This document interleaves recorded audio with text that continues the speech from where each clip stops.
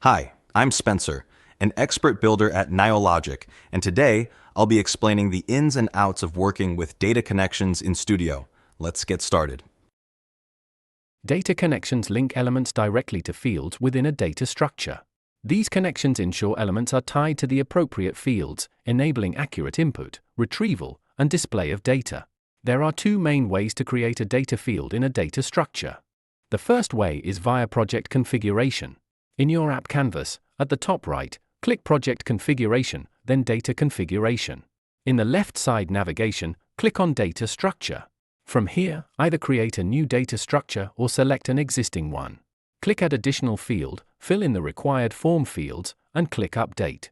The second way to create fields is directly from the Studio itself. While working in the Studio, click on Add New Block, right-click, and press Edit. Then, select Create New Data Connection.